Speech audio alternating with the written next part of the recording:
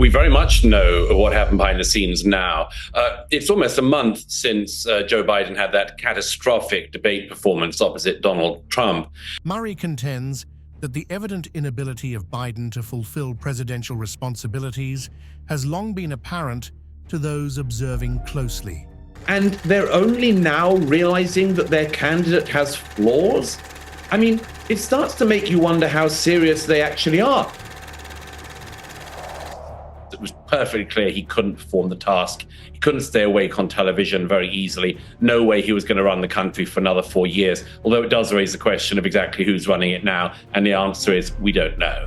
He poses a provocative question, doubting whether anyone truly believes Biden will be able to function as president 3 years from now. I mean, this is fanciful stuff.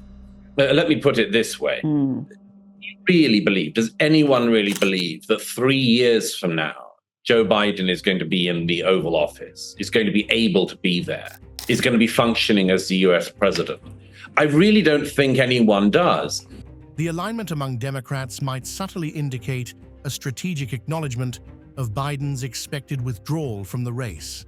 And many people thought that the whole idea of the Democrat ticket agreeing to a debate so early, so far ahead of the election, might have been an effort by some of the Democrats to actually show the world what they all secretly turn out to have known, which is that Joe Biden was far from firing on all cylinders these days. The fact that Kamala Harris's approval ratings are significantly lower than Biden's has become an unexpected shock to some Democrats, particularly noted by conservative media. So at the moment, you're right. I mean, the White House press secretary and others have sort of started to mention Kamala Harris, but they do so, of course, knowing that her approval ratings are even worse than Joe Biden's, much worse than Joe Biden's. Her likability is through down the toilet. This revelation underscores the broader implications, suggesting that the issue is not merely about individual leaders, but indicative of deeper systemic challenges within American politics.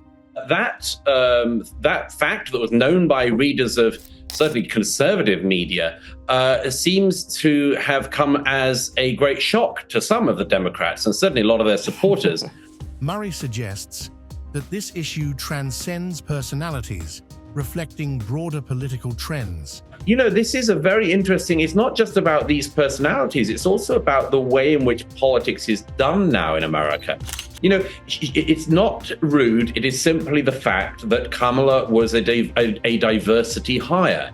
Because Joe Biden said he wanted a black woman as his running mate. There appears to be an unspoken effort among senior Democrats to signal to Biden that it may be time for him to step down. And so in the weeks since, there has been an effort, first of all privately and then increasingly publicly, among senior Democrats to signal to Joe Biden, you know, it's time to leave. It's very interesting. In the days before Sunday, there was a growing public set of statements by Democrats. Instead of being able to choose from all of the talent in America for vice president, he could only choose from the talent within 7% of the population in America. That means that instead of being able to choose from all of the talent in America, he could only choose from the talent within 7% of the population in America.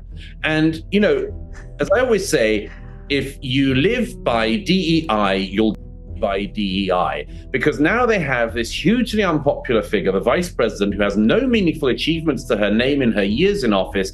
Everything she's been tasked with, like the border, has not got better under her management. The irony is stark, as those currently praising Biden were, until recently, actively involved in pushing him aside. All sort of saying that Joe Biden wasn't fit to X, Y, Z. The minute that he released this strange statement on X, formerly known as Twitter, on Sunday, the moment he released that, suddenly now all the Democrats are saying Joe Biden is the best of us. He's a true hero. This is what leadership looks like, and so on. But yes, all the people who are currently praising Joe Biden were, of course, the people who were busily pushing him out in recent days. It's Nancy Pelosi, it's Chuck Schumer, and many others. The whole leadership of the Democrat Party realized that they were running a candidate, frankly, totally unfit for the office. It's just increasingly obvious to people, and in the whole slew of news that came out in the last month, just perfectly obvious that this was not a candidate at 81. Some 81-year-olds might be sprightly, but Joe Biden isn't among them.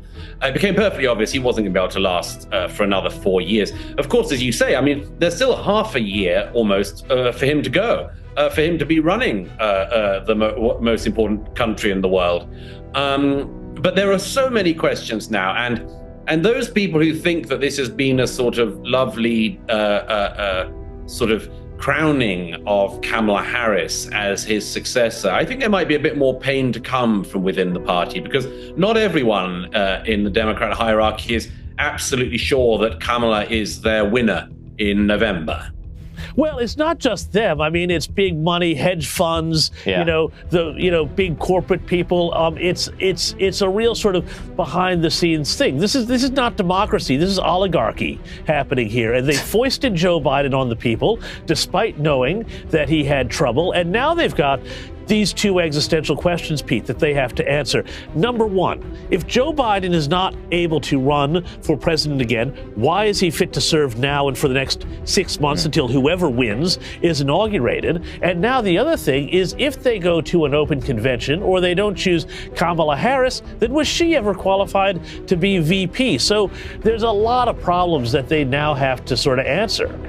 After years of assurance, the Democrats suddenly question Biden's capability, contradicting their previous stance. I think the initial issuing of a letter saying he was going was very, very strange, the whole thing. Frankly, it hasn't been a good look in terms of the way the Democrats have sort of then, after years of telling us this guy was in great shape, suddenly turning around and saying he can't do the job. Well, he hasn't been able to do the job for quite a long time, I'd say, and it's really been other people pulling the levers of power. I absolutely think they can win. I have no doubt they can win because, and I don't know how long it will last, but they will get an absolute bounce here. You've got a lot of people here who were on the Democrat side who were saying that, they knew that they were going to vote for Biden really reluctantly, and whether or not they were going to do it all, simply because, they knew he was too old, that he was on the decline, which is a sad thing and a terrible thing for anybody who goes through that and any family who goes through that. But, it's not the right role for somebody to be president. It's the right role for them to be sitting on a porch, and enjoying their grandkids and looking back at their life. And so there's an enthusiasm that's going to be opened up by this. Yeah, of course. We've seen how well DEI has worked out for us. Just look at the way the Secret Service handled the attempt on Donald Trump. You had, women who were shorter than him attempting to protect him from bullets. It was a disaster. To say that border crossings are lower today than they were when Donald Trump was in office is insulting to the intelligence of the American people. Illegal border crossings were at lows under Donald Trump. They are at all-time highs under Joe Biden. They reached an all-time high for the history of this nation in 2022. Put this into perspective, we've had about 10 million illegal aliens cross our border, and those are just the ones that we know of under Joe Biden. This is more than the population of most U.S. states. So that is an outright lie. It's not even a half-truth spun into a sort of full truth. It is just a lie. Now you have this person who they now cannot pass over because of their own rules that they have invented and decided to play by. And here you have this person who they now cannot pass over because of their own rules that they have invented and decided to play by. So I mean, it's not my concern, as it were, to advise the Democrat Party, but I would just say, it's clear that Joe's not going to make it. It's clear that Kamala would lose to anyone. What are they going to do? If they're going to do a switch out, they're going to have to do it soon, because there's going to be somebody, whether it's Kamala, Gavin Newsom, whoever, they are going to have to introduce this person to the public very, very fast. And they don't have a day to lose, in my view. I watched the debate last Thursday night, and I watched the aftermath of the debate, the roundup and analysis on CNN and MSNBC. What struck me about CNN in particular was absolutely everybody in the studio was talking suddenly as, well, anyone at Fox has for the last few years, anyone at the New York Post has for the last few years, for which they've all been castigated. It was so strange seeing these CNN pundits suddenly switch as if they'd learned something in the previous 90 minutes that had previously been a mystery to them, a completely hidden secret, a hidden fact. How can they hold their heads up and still behave like this? These were all people who knew and could see everything you and I could know and see, but they decided not to observe it, and in actual fact to kick over the traces and to attack anyone who did observe it. And here they are, with the candidate that they want to use to get Donald Trump away from the White House. If Trump is truly an existential threat, why choose Biden as the countermeasure? And they're only now realizing that their candidate has flaws? I mean, it starts to make you wonder how serious they actually are. And, you know, when they do all this kind of Donald Trump is an existential threat to democracy sort of thing, you think, well, if you really thought that, would you really be running Joe Biden against that man? Wouldn't you have done everything you could to get the most talented team of upcoming, likable, capable young Democrats or middle-aged Democrats? It doesn't matter. But they didn't. And by the way, this line about, you know, Donald Trump using the law against his political opponents, that kind of stuff would sit a lot better with a lot of American voters if they weren't seeing the former president, Donald Trump, being repeatedly put on trial for things that are clearly... Because some of the things that look like flaws might be advantages in disguise. I was told in no uncertain terms by the government that if we hired anyone who is not a permanent resident of the United States, had to have either a green card or a citizen, that I would go to prison. Elon Musk was warned unequivocally by the government that hiring non-permanent US residents could lead to imprisonment. It seems to me that when we take young people and we give them a genuine humanities education, we solve the alignment problem for them. Now, so the question... Or make it worse. Well, you do that if it's propagandistic. You can make... This situation exemplifies the inevitable consequences when an unbroken tradition is not properly transmitted. Yeah, that's pretty much that's exactly. Well, that's also exactly what happens, and inevitably when that unbroken tradition is not transmitted. And so this strikes to something that's very essential, which is, well, what's the difference, let's say, or is there a difference between the Western canon, let's say, and the latest woke nonsense? Jordan claims he has used Grok extensively, finding it notably less influenced by wokeness compared to ChatGPT. Now, I've used Grok a lot, and it's not as woke as ChatGPT, but it's still woke. Like, it still deviates in the... So how are you... Can you address that by... It's just a language model at the moment, let's say. If it also understood images, if it also understood behavior... It actually does understand images at this point. He questions whether AI's image and image models are essentially layered constructs. Okay, and is the language model and the image understanding, are they stacked on top of each other? Because I think that's partly how we triangulate psychologically, right? We have an imagination and we have a verbal module, but those things have to work in sync. And we also have... Elon introduces a multimodal AI model, capable of understanding text, images, video, and audio. Certainly is intended to work in sync. It is intended to be what's called a multimodal model, which means understanding text, images, and video, and audio.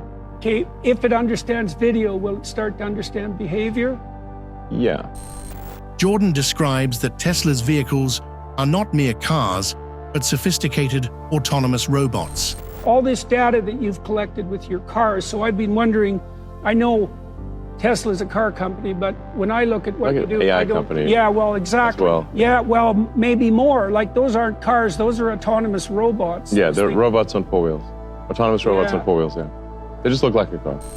Elon asserts a commitment to sidestepping the pitfalls that seem to ensnare others in the tech industry.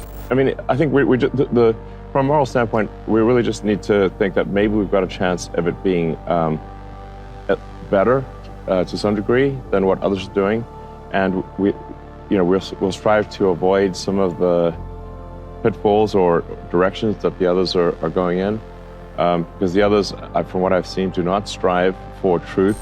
He critiques the pervasive infiltration of the woke mind virus across technological advancements. What do they strive for?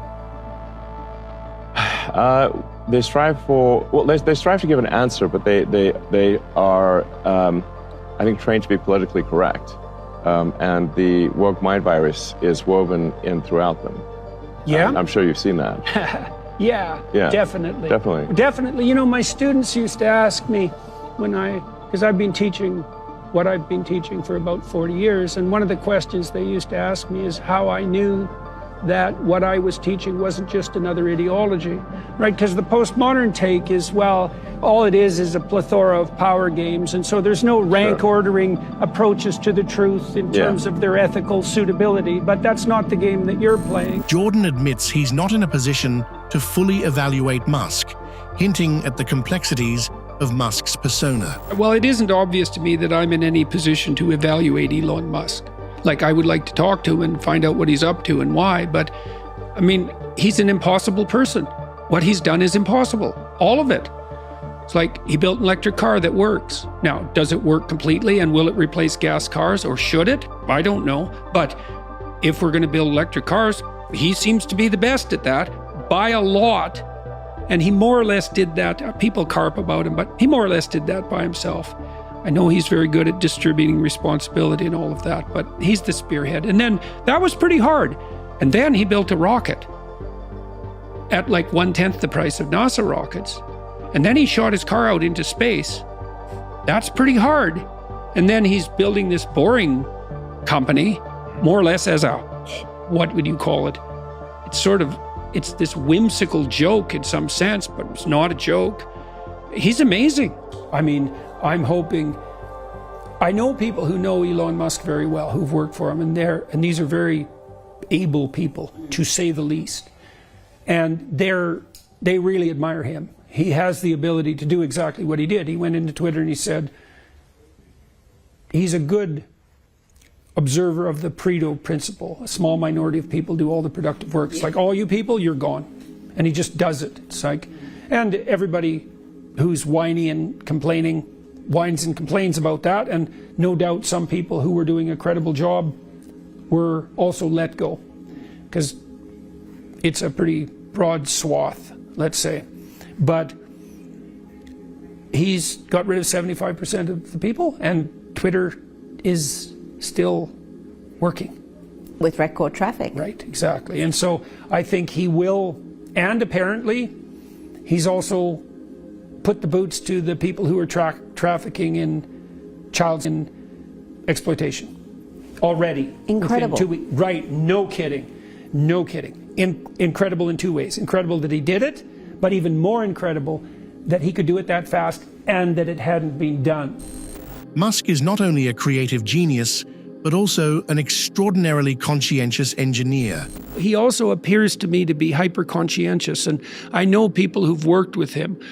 Like, Musk isn't just a creative genius, he's also an extremely conscientious engineer, and really conscientious engineers, they have very interesting minds. I like talking to engineers because my brother-in-law is a great engineer, and when he understands something, Jim, when he understands something, he understands how to build it out of atoms, right? Like, he understands it at every single level. And Musk appears to me to be someone who's this rare combination of hyper-creative, but also hyper-conscientious. And I know that he works all the time. And Musk also, it seems to me that the evidence is quite clear that he not only has a pretty good eye, but he is capable of learning. So he'll experiment, and he'll learn from his experiments. And we'll see if he can clean up Twitter. That's tough. I'm afraid, deeply afraid, that virtualization enables psychopathy, and that might be a fatal problem socially as we move towards a more virtualized world. It's not easy to keep the Machiavellian, psychopathic, narcissistic sadists under control. They're a small proportion of the population. But it's all about them and their short-term needs, and they'll do anything to make those paramount. It looks to me that when we virtualize the world, we take all the constraints off those people. And that's not good. So, for example, on social media, all the power's in the hands of the accusers. Wow, that's not good. You know, believe all women. It's like, yeah, fair enough, except it's believe most women. As soon as it's all, it's like, yeah, well, what about the psychopaths? Oh, well, they don't exist. It's like, oh, you wouldn't say that if you ever met one. So if you think that all people who are malevolent are only victims, you're naive and fortunate, and you better wake up, because one of these days someone like that's going to come and knock on your door, and you are going to be one sorry person. Elon believes we need to be cautious about pursuing longevity solutions. Well, I know people who know him very well and have worked with him very closely, and these are very solid people, extremely competent and extremely creative, and they're admirers of Musk. I talked with my brother-in-law, Jim Keller, who's one of the world's great chip engineers, and he worked very closely with Musk for years, and he believes that he's in many ways exactly what you'd think he was. He's a genius, but he's also like a visionary genius, but he's also someone who's very, very good at implementing, very good at running companies, as you can tell, because he has a multitude of impossible successful companies. Yes. And so he goes into a company and he cleans house and puts things in order and makes things work efficiently. And maybe he can do that with Twitter. I hope he can, because Musk is doing all sorts of things that appear to be useful and difficult, and it would be a catastrophe to see him derailed in his efforts. I wouldn't say much. We spoke probably for 20 minutes in total, not purely privately because there was other people around, but you know, that just barely gets you to know the surface of someone like Musk, because he's an amazing person, and God only knows what's up with him, all things considered. We saw his new truck. He was taking people out for a ride. I didn't go out for a ride. The truck's an amazing piece of engineering. The factory is massive. You know, what do you say about someone who built a functional electric car and then shot it into space on a rocket?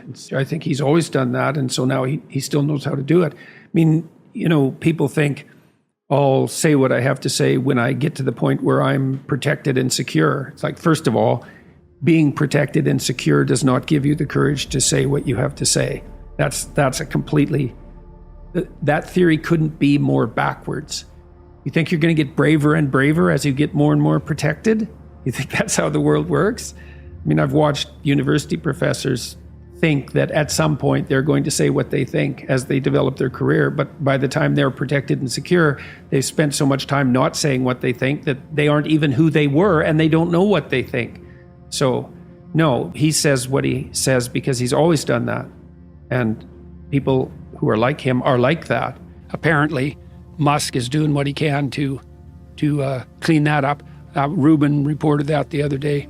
Yeah. And then Taibbi today, he was talking more about the whole Russian collusion fabrication. Yeah. So that's also real fun. People who have worked with Elon Musk describe him as extremely competent and creative. And I think we do need to be cautious about trying to solve longevity in sort of a live forever type sense, because I think our society, our culture would ossify, and the people in power would always remain in power. Well, and you wouldn't, you know, if you had, let's say you apprehended a 10,000-year span of consciousness with no sleep. Yeah. I don't know what the hell you'd be if that was who you were, but you wouldn't be human. Sure. And then we also don't understand that, see, part of the problem, I think, with the perspective that the technologists are taking with regards to human existence is that there's a reductionism there. That's something, it's something like there's no difference between us and the gist of our linguistic network, something like that. Like, whatever we are as conscious beings is a hell of a lot deeper than the patterns of thought that make up our cortical existence. consciousness is way deeper than cortical existence. And maybe. Maybe. I do think you have to ask this gradient question of where does consciousness arise? Now, in a sort of traditional Christian faith, you would say that, well, there's a soul that inhabits the body, and that's the consciousness, perhaps. He expresses a deep drive to uncover the truths of the universe through the lens of physics.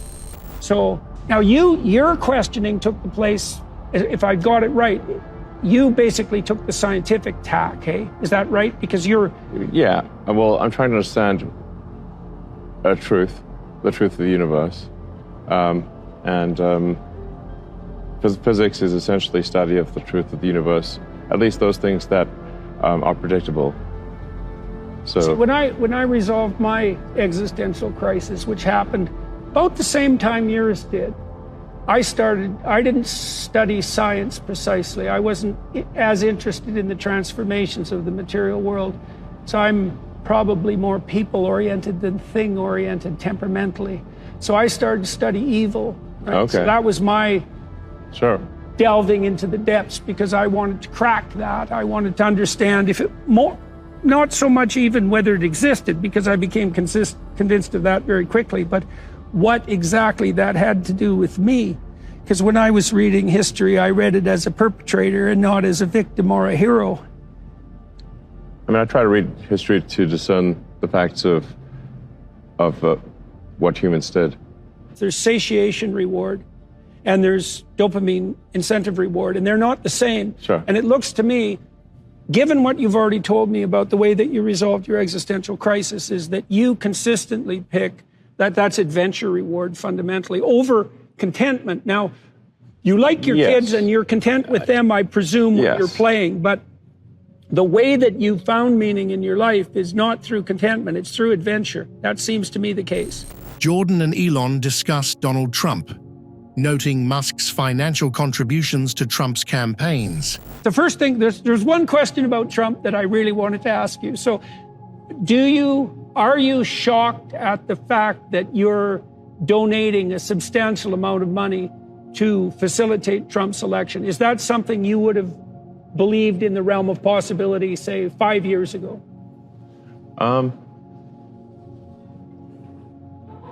Well, and I want to diversify out into California. What's been reported in the media is simply not true. Okay. I'm not donating $45 million a month to Trump. Right. Now, what I have done is I have created a PAC or super PAC, whatever you want to call it. Yeah. Which is, I simply call it the America PAC. Do you want to tell everybody who's listening what a PAC is? Because people it's a political action committee. Yeah. It's an organization, it's sort of a legal entity that can receive funding. That funding can then be used to help with political campaigns. What do you think of Trump? Well, I mean, I'm not going to, I don't sort of subscribe to cults of personality. Yeah. So for me, it's really just, we've got a choice of administrations, and we have to pick one. Yeah. I think both, there are flaws on both sides. What do you think his flaws are? And he's a complicated person, and I've been trying to suss him out and figure him out, because some of the things that look like flaws might be advantages in disguise. Jordan sees Trump as skilled at standing up to psychopathic bullies. Like, he seems to me to be pretty good at standing up to psychopathic bullies, for example. Sure. And that's kind of a useful skill, and it's not easy. You have to be a bit of a monster to manage that. And it isn't obvious to me how many of the even the divisive idiosyncrasies of Trump are the mirror image of his capacity to stand up to bullies. Right? That's a tough call, man. But so you've obviously decided to lay your efforts down on the side of the Trump administration in the forthcoming election. You have to really take an active role in reducing the number of laws and regulations. Otherwise, as more and more laws and regulations are passed, eventually everything becomes illegal. Right. And you start getting into these Orwellian situations where then everyone's poor and miserable. Well, where action A is illegal and action B is illegal, and there isn't anything you can do that is legal. Right.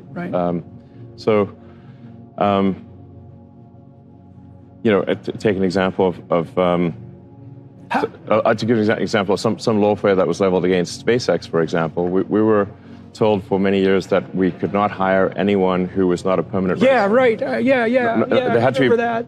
So SpaceX develops advanced rocket technology, which is considered an advanced weapons technology because it's a core part of like intercontinental ballistic missiles. Yeah. So there are only a handful of things in the sort of highest level of weapon technology, and rocket technology is one of those, because we could deliver a payload and basically bomb anywhere on Earth.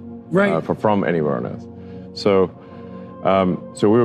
I was told in no uncertain terms by the government that if we hired anyone who is not a permanent resident of the United States, had to have either a green card or a citizen, that I would go to prison. Oh, yeah.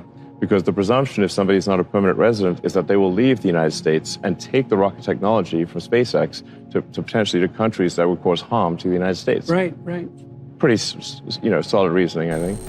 Elon was tricked into signing documents, with his son affected by the woke mind virus. I was essentially tricked into signing documents for one of my older boys, Xavier.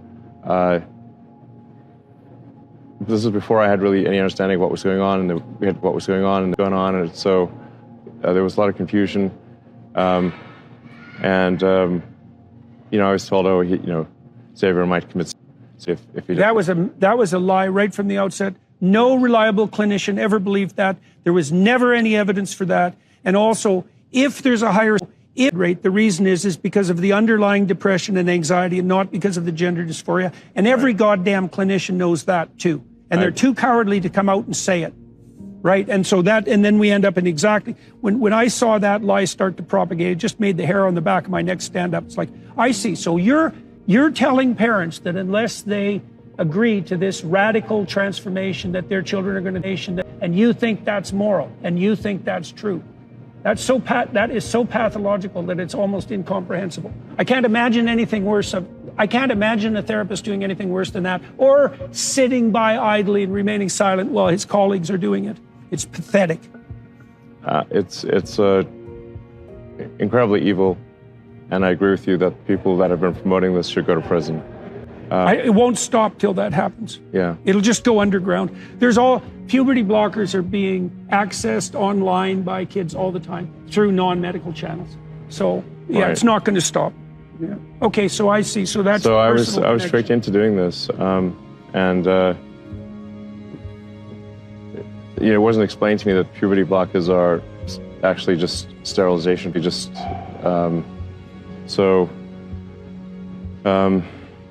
Anyway, and so I lost my son essentially. They call it naming for a reason. Yeah, all right. So the reason it's called naming is because your son is. So my son Xavier is by the woke mind virus. I'm sorry to hear that. Yeah. I can't imagine what that would be like. So I vowed to destroy the woke mind virus after that.